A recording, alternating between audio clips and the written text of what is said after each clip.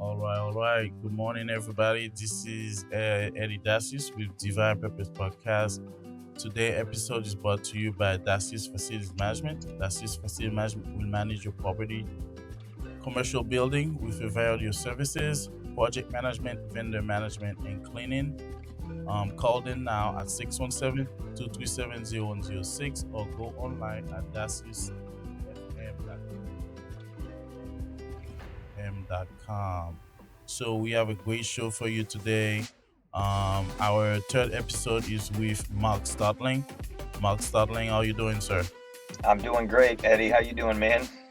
I'm good. Thank you for joining the show. This is Divine Purpose Podcast with Haiti Bible Mission with Mark Stotling, the CEO. So, what can you tell us about you, Mark? Oh, I'm a country boy from Iowa. I grew up in northern Iowa, so ended up. I'm a preacher kid as well. So my little bit of background for me is my goal was to be a professional golfer. I was number one in my school 4 years in a row. Moved to Florida. That's where I met my wife. Yeah, my whole goal was to make money, be a professional golfer, and support people on the mission field and in ministry. And little did I know that God was going to change what I had in mind and end up sending me and my family to the mission field. So that's the short version right there. Oh, wow. Golfer? Wow. I'm trying Yes, to sir. get to golf now, but good to know. Good to know. You can give us a couple tips and maybe train me sometime. Absolutely. Absolutely, man. A lot of business done on the golf course. So yeah, it's fun, man. I'd love to. I'll come up and play with you sometime. No, definitely. Do you play golf in Haiti? Now, there's no golf courses in Haiti, but I set up a little fun driving range on the roof of my house as we overlook this big ravine and valley, and I'll just hit a bunch of these like old kind of range balls and just hit them down in the ravine, and then me and the kids will go down and get them and bring them up and keep doing it. So that's the only golf there is in Haiti. Oh, wow. So let's start with Haiti Bible Mission. So I heard shout out to Podcast is Love. That's when I found out about you from I think that's a podcast. Yeah. You were on it, and you were talking about your background. And can we start from there?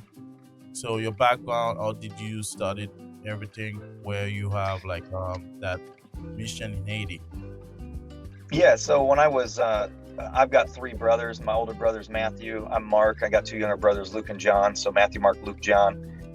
When all four of us boys were teenagers, my mom and dad had told us when we were little they wanted to take us on a mission trip. So we were going to go to Africa, where my uncle and aunt and cousins serve in Africa. But they happened to be home on furlough that year, so we couldn't. But my dad had preached at a church in Indiana that had a connection with a mission in Haiti, actually in Jeremie, Haiti. And so that's where we ended up going for 2 weeks was my mom, dad, and me and my three brothers. We spent 2 weeks in Jeremie, Haiti, just serving. Little did we know that the missionaries that were there were getting ready to retire, asked my dad and mom if they would consider taking over for them as they were getting older. My dad prayed about it, and within, I think, 10 months or a year, he had resigned as a pastor in Iowa, where I had grown up, and had moved our family over there my junior year of high school, going on senior year, to Jeremie, Haiti. So my dad was running missions, and he worked for a different organization. But a long story short, he had come up with the name Haiti Bible Mission. He had founded that, and he was discipling and training pastors. And like I said, at that time, then I graduated and was pursuing the PGA Tour and going to college. And then little did I know that in 2008, I was just feeling kind of restless in my career and job, and felt like I had achieved quite a bit, and met with my pastor and even my wife and some friends, and just said, I feel like God's created me for something so much more than this. And it happened that it came about where my dad was ready to leave and walk away. And so basically I just put my notice in at work, and just had a newborn son. My first child was born, Barrick. And so my mother-in-law wasn't too happy about me quitting a great job and taking her first and only grandchild over to a third world country and living in Haiti. But yeah, I kind of just felt like that's what God had created me for, something so much greater. And I looked at my job and career and thought, how many people would want my job, and how many people could do my job better than me? The answer is probably a lot. But how many people are willing to give that up and go make disciples in Haiti and invest in leaders and plant churches? And I felt like there wasn't near as many. So I'm kind of geared more toward that. Jump out of the boat and walk on water. And if you fail, at least you tried. And but it allows God to show up and do a miracle as well. So that's kind of how it came about. In January 2009, me and my family moved over, and we've been living there over 12 years now, 12 and a half years. So.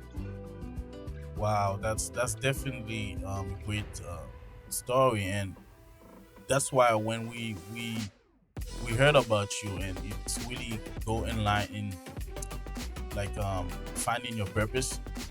Yeah. Because now you left the job, good job, comfort here in the US, and then you had to go to Haiti where it's very hot.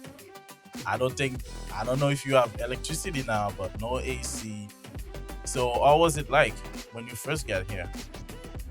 Oh man, when we first moved over, we lived in a gated community, had a boat, jet skis, new cars. We had all that. So to walk away from that, I think it was harder. I was excited, but I think it was harder for me than my wife, Lacey. She's a rock star, man. She's not materialistic at all. But I would admit it was hard. We went from that lifestyle, getting rid of everything. Didn't even own anything, just put everything we had, like furniture and stuff, in the golf clubs, of course. We had to put that in a storage unit, but we didn't have a car, sold everything, and moved to Haiti. We didn't have running water, no power. We had a little generator, no refrigeration, and then we were able to get a little propane refrigerator. Man, it was hard. And we were renting an apartment in downtown Jeremie, and then we were able to get some land and start building a house. And we moved into that house way too early, but our lease was up in the apartment. And I remember on Mother's Day, I was able to install plumbing and toilets. And so on Mother's Day, imagine that's my gift. Happy Mother's Day. Hey, we got running water, and we got when I say running water, it's a big drum on top of the house, that's gravity fed. Yes. But it was so different. It was a challenge, but man, I look back and it was we were able to live Haitian, you might say. You know what I mean? Like we lived like the rest of the country. We didn't come in and just have all the comforts of, you know what I mean, America. We had to live like they did for several years till God brought us teams and finances to actually build a little more infrastructure, stability. So. No, definitely, and we will go deep into that. But let's go back in your purpose. So I know, what's the calling? Or was it a dream, like Abraham, and God told him to leave his country and to go somewhere else? Right. But was it the same? Was it you feel it in your heart? Tell us, so our listeners can understand what's to embrace their calling. Yeah, I'd say so. To go back though, I think it has to go back to high school. So I think being the preacher kid, I was homeschooled most of my life as well. I would say there were good things, but it was hard too. I got made fun of a lot. There were people saying, "Oh, you'd never amount to anything. You wouldn't make it." And then I think what ended up happening was, I know it's what happened, is I set out to prove the world and everyone wrong. So that's not the right thing. If you're living to please others or to prove people wrong, I'm not saying you can't achieve it, because in some ways I did achieve it. I was making killer money, driving new cars, had a new house, very popular in my community. A lot of people knew who I was, right? But the emptiness had felt even as a believer, because I wasn't living for the Lord or his purpose. I was just trying to, you might say, live the American dream, right? Like, hey, I'm just going to show these guys that I can do it. And that's why I think it was so empty. And even though I was doing youth ministry on the side and helping, I knew all along that God had created me for something. But I kind of looked at it as I'm kind of the untrained, uneducated. I've been to Bible college. I've been to 2 other community colleges. I've never graduated. So I've been to all these colleges, never graduated. I felt like Moses. I felt like the disciples. I got 2 younger brothers who are super educated, super smart. So I'm like, that's their job. They'll go into ministry, right? Because they've got the gifts. They've got the education. I'm just a passionate guy who loves Jesus. But I felt I didn't have what it took to be in ministry. Little did I know that as I studied the scriptures and got older, that and that's exactly who God wants. God wants somebody who just has a heart to serve. Give what you have. And just like the disciples said, how many fish and loaves do you have here? Look, and they're like, hey, we just got a couple fish and a couple pieces of bread. God's like, that's enough. That's enough, because I'm going to take and use that, and I'm going to multiply, and I'm going to do a miracle with that. And so when I finally gave into that temptation to please others and go, God, what do you have for me? And what do you want for me? Because that's what I knew. I wanted to make a difference in the world, and I wasn't going to make a difference living to please others. I had to please the Lord. So it wasn't necessarily as much of a calling, as much as just maybe God put it in my heart that you're not living for me and the purpose of what I've created you for. You're living to prove others wrong, or to maybe avoid that criticism of, oh, you haven't amounted to anything. And so that's where I was saying that in 2007, I started feeling restless and told my wife, Lacey, like, is this it? Like, I knew God had created me for something so much greater than this. And so I started just praying and pursuing what God would have for me. But I did know at that time God was calling me that year into ministry of some sort. And then the door opened up for me to move over and kind of take over / start Haiti Bible Mission.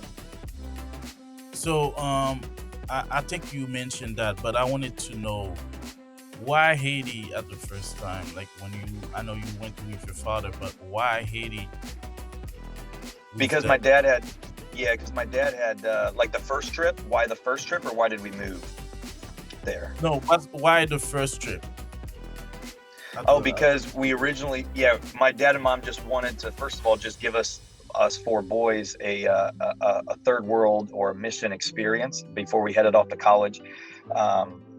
And then, like I said, we were going to go to Africa, but my dad had preached at a church in Indiana who had a connection in Jeremie, Haiti. And so because of that connection, that's really why. There was nothing other than just, hey, this is an opportunity and a place for us to go. But little did I know that was going to be the place that, we would end up. And as a matter of fact, looking back on it, I didn't feel a call back then to go into ministry. If anything, it just made me go, wow, look how everyone else lives. I want to go make a bunch of money, and I want to support missionaries, and I want to support the Haitian people because I loved them. But like I said, God had a different plan for me, for sure. No, definitely. If you let's go on your website. So this is your family, right? Yes, sir.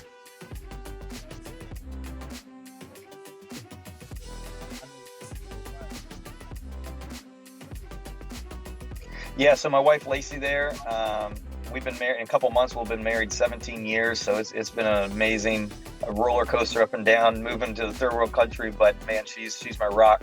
Then on the far left is my oldest son, Barrick David. He is 13. In the middle there is my middle child, Amory Claire, and she's 11. And then my Kaya Glory, she's the little 4-year-old on my shoulders there, and she was a surprise baby. You can see the big gap there, but God had a plan for that. But she's our fiery, passionate one for sure. And right now we're in the middle of adopting a Haitian boy, a minister. He's 12 years old, and so our family of 5 is headed this year to a family of 6. So, what comes before making a smart decision? Choices. A smart choice is the best option, which is who we are. That's why our clients expect more from us and, in return, get more in everything we do. We understand the problem. That's why we thrive for excellence. We don't just create a winning culture. We aspire to be a smart choice, a voice for solutions. We believe in integrity, professionalism, and teamwork. Our passion is to bring results from our clients by working harder, smarter, and faster. As a team, we always deliver because we recognize your needs. Choosing smart influences us to be the best version of ourselves. That makes us different than other companies. It makes us confident in achieving our goals. It makes us who we are. And it makes us DFM, the smart choice.